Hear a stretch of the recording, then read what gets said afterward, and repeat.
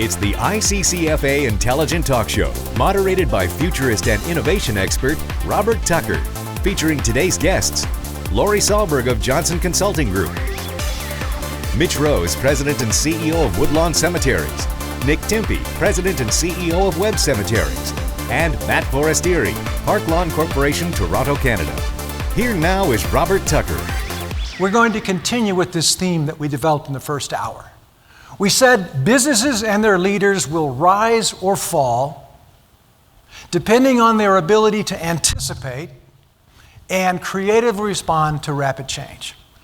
And so we're going to bring up here on the program in just a minute, one by one, 4 of your industry standouts, 4 industry luminaries. Welcome, Lori. Hey, I've been looking forward to this. Where do we stand as an industry? And would you say, though, that our industry is in disruption?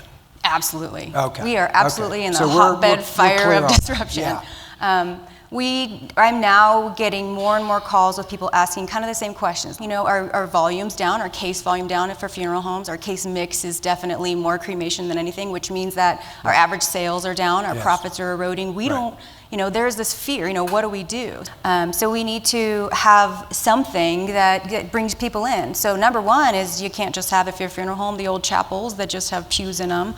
You got to bring in the best technology. You have spaces that are open to allowing for different kinds of celebrations. I mean, really, when you have somebody walk into a room and you're going to make an arrangement, you shouldn't be asking them which package they want on your GPL. You should be setting all that aside, and a lot of people here already know this, is, you know, take out a blank piece of paper and let's talk about mom. And what was mom about, and what did she like, and what are her favorite things, and let's talk about how we're going to celebrate her and her life and make that meaningful. Are you optimistic or pessimistic for, let's take them by one, cemeteries, and then just the funeral, those who are unbundled with just funeral? Well, I'm always going to be optimistic no matter what. But one of my favorite things in taking over a new location was somebody who would pipe up and say, well, that's the way we've done it, or we tried that and it didn't work here.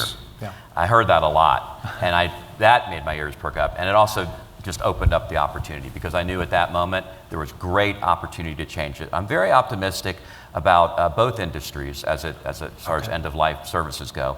I do believe commodity is a great word, and the commoditization of the industry is a big risk. So personalizing it is definitely important, but also reinventing, again, the importance of what we do in the community space.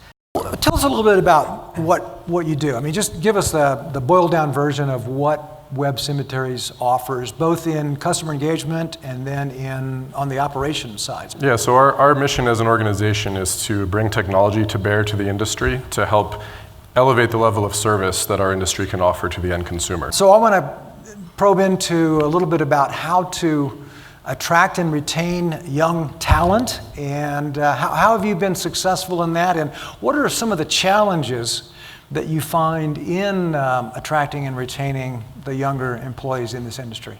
We've got a good mix, I guess a good representation of, I think, all generations in our company, and that's really intentional, because we really believe that, you know, with our purpose of being, you know, to help engage today's consumer, we need to understand, you know, all those demographics that we're engaging. But we do have a number of millennials on our team. I can say one thing, you don't need, you know, avocado toast and wine tasting at your company meetings to excite the millennials. You can do a lot just by way of sharing with them what the mission and the vision actually is. You're kind of famous for saying that cremation is the savior of the industry. Now, that seems a little bit, in light of what we were talking about today, maybe a little bit counterintuitive there, but explain what you mean by that. I really, truly do believe that cremation is the savior of our industry, because burial is one-dimensional, right? And with cremation, you get so many different and unique opportunities to serve the survivors and serve the family. I mean, you just think about it. I've had opportunities to serve families where, you know, the loved one dies, you have a visitation, you have a funeral service, and then the cremation takes place afterwards. And then 6 months later, they come back for permanent placement, and you have another, garden party, and you celebrate that life again, and it's another opportunity to serve and to help families heal and go through that process of grief, and it's a great business opportunity. That service to a family and to a community can happen anywhere. It doesn't have to happen in a funeral home. It doesn't have to happen in a cemetery. But when it does, we're better off for it.